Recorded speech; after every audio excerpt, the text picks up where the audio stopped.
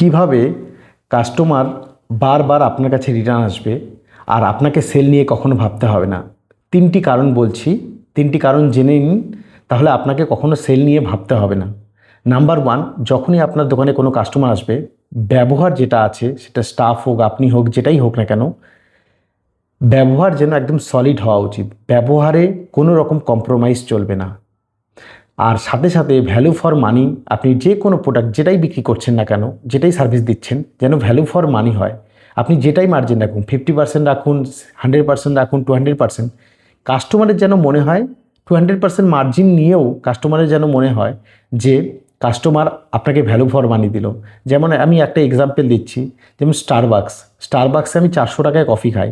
মনে করেন যে আপনি 400 টাকা দিয়ে একটা কফি খাচ্ছেন, তবু কাস্টমার বারবার রিটার্ন আসে। কেননা যখন কাস্টমার বাইরে বেরিয়ে যায়, তখন 400 টাকা দিয়ে কফি খেয়েও মনে হয় যে এটা আমার ভ্যালু ফর মানি, সেকেন্ড টাইমে আমি আসতে পারি। কেননা ব্যবহার, ওয়েদার, যে অ্যাম্বিয়েন্স, এইসব দিয়ে কাস্টমারের মনে হয় যে 400 টাকা দিয়েছি, ঠিক আছে, ভ্যালু ফর মানি।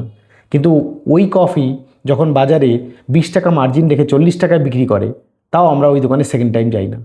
তো তার কাস্টমার মার্জিনও কম রেখেছে দোকানদার, কিন্তু কাস্টমার তবুও ওই দোকানে যাচ্ছে, কেননা ভ্যালু ফর মানি তারা পায় না।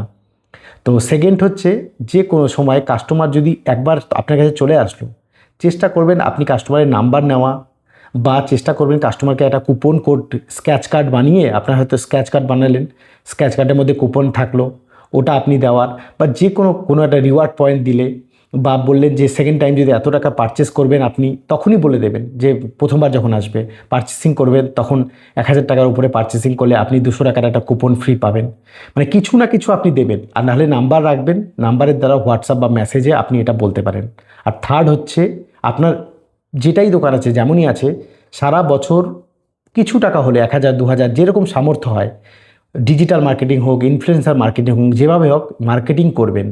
মার্কেটিং বড় বড় হোর্ডিং হোক, যেরকম হোক, আপনার দোকানের সামনে কিছু একটা খরচা করে বানালেন, হোর্ডিং বানালেন, প্রত্যেক মাসে মাসে চেঞ্জ করলেন, যেভাবে হোক চেষ্টা করবেন একটা ব্র্যান্ড টাইপের বানানো। সবসময় যেন কাস্টমার যদি দেখে আপনার জিনিসকে, সবসময় সোশ্যাল মিডিয়াতে কখন দেখছে, বা কখনো বাইরে রাস্তা দিয়ে যাচ্ছে আপনার দোকানের সামনে দিয়ে তখন দেখছে, তো তাহলে কি হবে, একটা ব্র্যান্ড ভ্যালু ওর কাছে তৈরি হবে।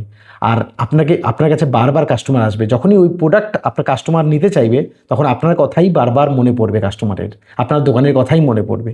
তো এই 3টে যদি আপনি করতে পারেন, তাহলে কখনো আপনাকে সেল নিয়ে ভাবতে হবে না। আপনার সবসময় কাস্টমার আপনার কাছে রিটার্ন আসবে। Thank you.